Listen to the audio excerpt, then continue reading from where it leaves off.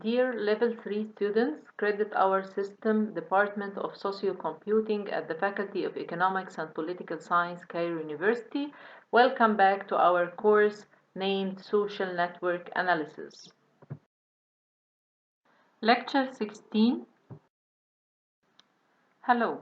Let's start as usual by a brief review of what we have studied in the past or previous two lectures, because this lecture is based on what we have studied in the previous two lectures, which are lectures 13 and 14. In the first 12 lectures of the semester, we studied network analysis from a static point of view. What's the meaning of a static point of view? This means that we studied network analysis or social networks as not changing with time. So we took like screenshots from the social network, and then we calculate some measures upon which we build our analysis. We studied many concepts in static network analysis, but starting from lecture 13, we started a new part in our course, which is dynamic network analysis. And we said that in real social systems, networks are never static. Networks are always changing, continuously changing. So we started to study dynamic network analysis, and in lecture 13, we said that there are three basic questions you have to ask yourself if you are going to study dynamic network analysis. The first question was, how do networks evolve? And we studied the dynamics with which network evolve with time, and we say that we have two interpretations of these dynamics or continuous dynamics occurring inside networks. These two interpretations, namely the diffusion, which is contagion or the spread among the networks or the nodes of the network, and we studied that this is a very familiar social phenomena, which is diffusion, and we say that the diffusion is like contagion, but not in the biological or physiological sense. We talked about thought contagion, and that people tend to imitate each other, and this is why some changes occur dynamically in a certain network or social network with time. So this is one interpretation of how do networks evolve with time.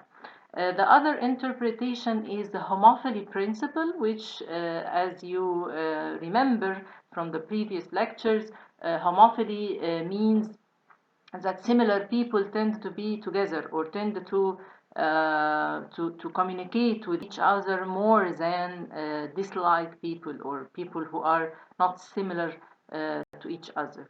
So, based on the homophily principle, also networks change with time because people tend to communicate more with people who are more similar to them, and when they find similar people, they go and communicate with them. So the links and the connections or the social ties changes with time inside this network. So yes, networks evolve, and yes, social networks are dynamic, and in order to make a valid analysis for social networks, you have to put the dynamic aspect of social networks into your consideration. And answering the first question, which is how do networks evolve, we have two interpretations, which are the diffusion and the homophily principle. And then we say that we have two other questions that may elaborate more the answer of the first questions. These two questions are, how can we predict what kind of network will form? Since networks evolve, then we need to have a facility that lets us predict what kind of network will form with time. And the third question and last question, how can we predict what will happen inside the network? Diving into the second question, which is how can we predict what kind of network will form. We studied that in order to answer this question, we should first study different types of networks, or different types of social networks, or different constellations of social networks. And we assured that these are that not only the all types of networks, there may exist many other types of social networks, but these are the most common known social networks, and these are like the main categories under which lie many examples of social networks. And the three networks that we, or the three constellations that we will concentrate on here, are random networks, scale-free networks, and small world networks. Random network, we studied random networks in lecture 14, and I want to remind you that we said that it's also called Erdos-Renyi network, because these are two scientists who developed the concept of random networks. And the main concept of random networks is that there are number of nodes inside a network and a number of links, and these links are thrown into the network randomly. What the meaning of randomly throwing a number of links among these nodes? It means that any two nodes inside a random network can be connected with a certain probability, and this probability is equal for all. So all nodes inside a random network have the same likelihood to be connected, or to be joined using a link, or to be linked. This is the case of random networks, and we studied the applications and implications and social implications of random networks. And we also studied that random networks are very crucial, because using random networks you can do research and you can do theory as well.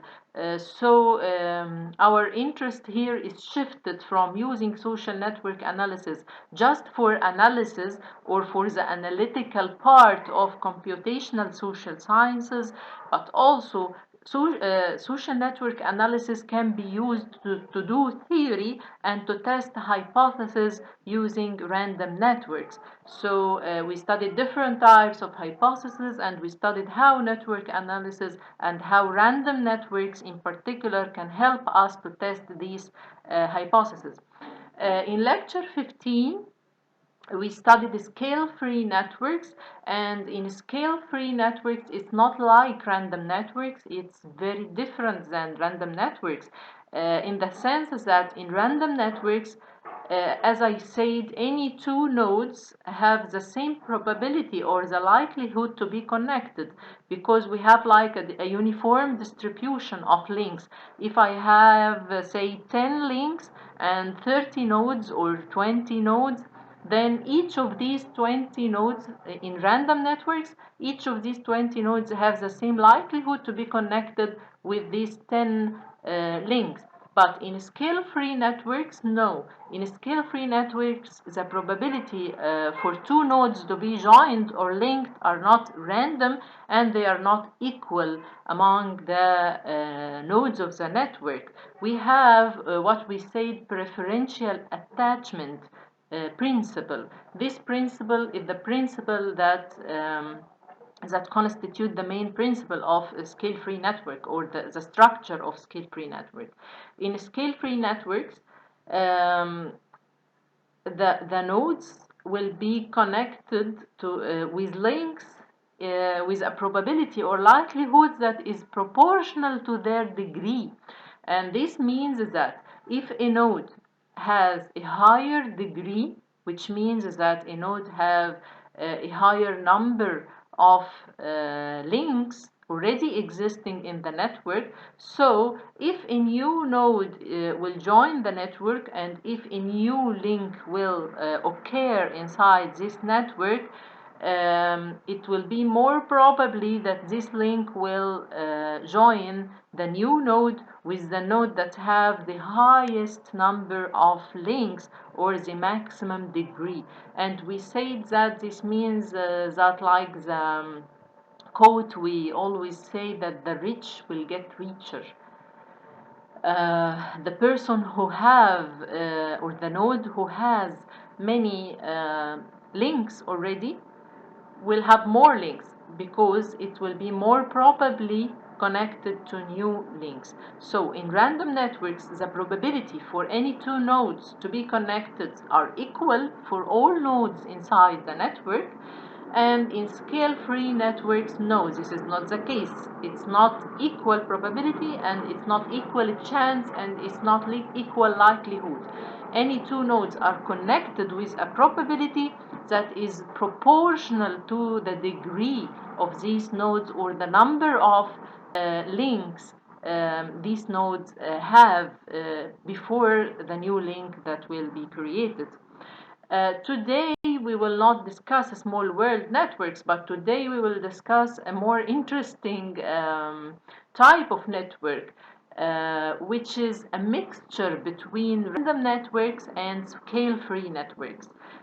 We will discuss today what we call hybrid networks, and hybrid networks means a mixture or networks that mix the characteristics of random networks and the characteristics of scale networks inside one network. Now, there has been two idealized network constellations or network forms, as we have said. We had uniformly connected networks, or uniform connection, or random networks with a uniform likelihood or equal likelihood that any two nodes to be connected or are connected. And also we have preferential attachment to a node with likelihood which is not uniform. In preferential attachment or in scale-free networks, the likelihood is proportional to the number of connections that this node already has. And we can also have hybrid models. Let's take our random connection and our preferential connection and the preferential attachment and mix them up a little bit. Hybrid models, for example, could work something like this to grow networks. For example, we could take a fraction of the links and connect them uniformly at random, and another fraction by, for example, looking at friends of the connected nodes, right? So it's random uniformly with equal likelihood. I just connect to some, and then I look at the friends of those that I am randomly connected to. So here in this network we mixed random networks with scale-free networks, because in random networks people are connected or nodes are connected randomly with a uniform distribution, which means that they all have the same probability to be connected. So the first fraction of link will be thrown like randomly. So if I am a node in this network, I will be randomly connected to any other node in this network.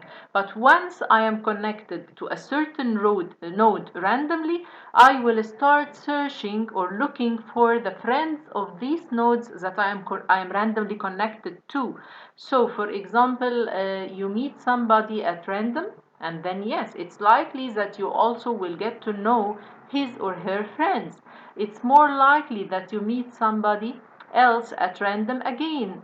This usually happens, especially because of the triadic closure that we have spoken about. Remember that? The triadic closure and the clustering coefficient. Do you remember these terms? What was all that about? I hope you remember. Yes, that's very likely that triangles will actually close. So you meet somebody at random, and then you will get to know their friends with time. And you very likely that's what we often see in social science data that you will become friends of the friends of your friends. Now, for example, you come here, or you come in here and you meet a group of people and you randomly connect to these two, and then preferably you start to connect to their friends, not randomly to anybody in the network. So here again in our network, or in our new network, we have some connections that are randomly created with equal probability to connect to any node in the system. And then after this random connection, you will preferably choose the friends of your friends, or the friends, or the net, or the nodes connected to the node you are connected to. So we have both fractions of the links here.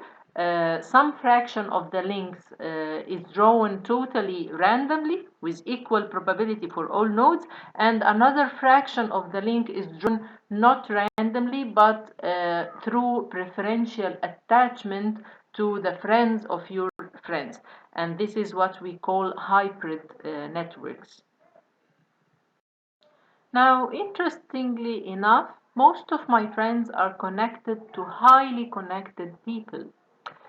Mean that if you randomly meet somebody, it's very likely that they are connected to highly connected people. Why is that? Well, that's simple because highly connected people have lots of friends. That's why they are highly connected. So you can turn it the other way round. People who are highly connected because they have a lot of friends, which makes it very likely that your friend is connected to a highly connected person, because this person has a lot of friends. That's why it's very likely to be connected to your friend, as it's very likely to be connected to many others because it's highly connected. So if you look at it from the other side, then it becomes evident why that happens, why most of your friends are connected to highly connected people. Now, the second part is the preferential attachment. Why is that? Well, that's simply because nodes with more connections, as we said in the previous lectures, or in lecture 15 in particular, are easy to find. Nodes with more connections are easier to find and will grow more friends with time. So the ones who are highly connected, those are more likely to be connected to your friends, and they are easier to find as well. They are easy to find because they have more connections. So it's like a probability. The probability is higher here because if a node had more connections than other nodes, so if you are drawing like a degree distribution or probability distribution with probability, this person will have a more likelihood to be connected to new nodes. So almost naturally, see, that's why we find preferential attachment so often in social networks, because they almost naturally happen. The rich get richer. Do you remember? And the ones who have many connections will receive more and more connections because they are easier to find. Especially if you make your way through their social networks and get to know one person, get to know another person, it's very likely that you will find somebody who is highly connected, which with your getting to know you increases the rich get richer.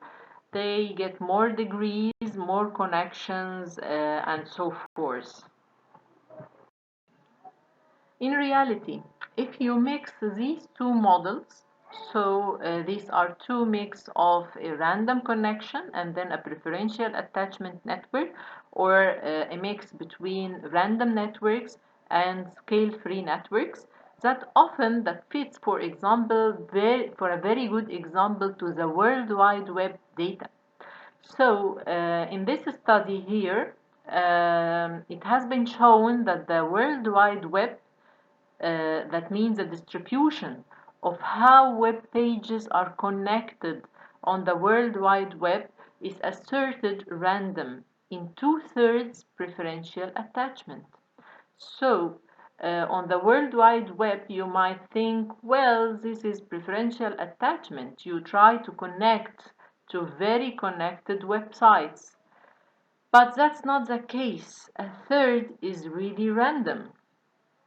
Again, so you just, if you set up your new website, for example, you randomly connect to some, but it might seem random. To you, it might make sense to who you connect, but there is, upon the overall picture from the bird's eye view, for us, it would look random. Why do you connect to these random pages while there may be, I really like these things, but then two-thirds you are driven by the preferential attachment logic. You will connect to highly connected nodes as well. So if you are setting up a new website, your new website, two-thirds of the links that you will be connected to, or your website will be connected to, will lie in your interests. So if you are making website for social network analysis, games, for example, so with a probability 2/3 or two-thirds, 0.67, you will be connected to websites or to the most well-known websites that talk about social network analysis. But it's not 100% preferential attachment. We have third or 0.3 of your links will be really random. So the World Wide Web in general, the websites and how these websites are linked together, and you know, linked here means as a hyperlink. If you create a website, you have some hyperlinks that may connect you to other websites. So the overall World Wide Web and how these websites are connected together using hyperlinks, it's an example of a hybrid model, which which is a mixed model or a mixed network between totally random networks and preferential attachment networks or scale-free networks. Now we can use also other models. For example, we could use a random network, like a fraction of the links connected using random network principles, or a fraction of the links or the nodes are connected randomly with equal probability, and then the other fraction not connected by preferential attachment, as we said before. Now we will connect the other fraction by geographic proximity, and it also happens in real social networks just by proximity of you encounter. For example, you start to stand in a line to pay for your lunch, say, and you are at the cafeteria. You walk out of the cafeteria with your lunch, you meet somebody at random. The other person you met now might not be the friend of this person, but might be somebody who is just close in this case, close in the geographical sense. So it might be also that you can make your own model and find the mechanisms that actually also theorize, in theory, satisfies the mechanism you are after. And then make hybrid models and see how much of the growth of this network is according to this mechanism. Random preferential attachment or random geographic proximity, just have three, and we and where that comes from, and then grow, simulate in theory your networks, and so on. And then you compare to the network that you found, and you can surely link. Well, that's, I think, how this network actually grows. So we can use hybrid network also, hybrid networks as a third type. It's not type, but it's hybrid, which means a mixture of more than one type of networks. So till now, we studied the random networks and the scale-free networks. So if you want to create a hybrid network or a mixed network, we can mix these two um, types of networks in order to get a new type of network. And this new type of network is a mixture between either random networks or random links and preferential attachment, which is the main principle behind the scale-free network, or we can mix random networks with geographic proximity. So we have the geographic aspect now, which means that a fraction of the links are randomly distributed among the nodes with equal probability or equal likelihood, and the other fraction, it's not random, but and it's not about preferential attachment, but it's about the geographic location. So people who are located in the same place, they are more likely to be connected. So we can use both methods in order to create a hybrid network, either mixing random networks with preferential attachment or scale-free networks, or we can mix random networks with geographic proximity.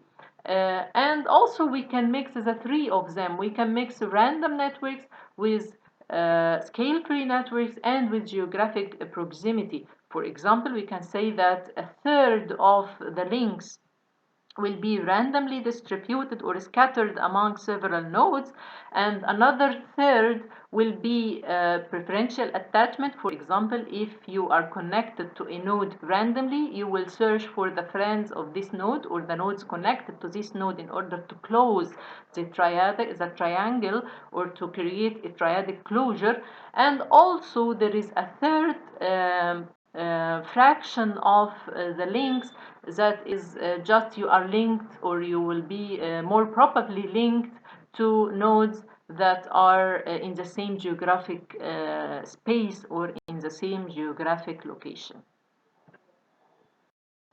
So now, my lovely students, I want before ending this lecture, I want you to have fun and create some examples of the networks we have studied. I tried in the previous two lectures and today's lecture.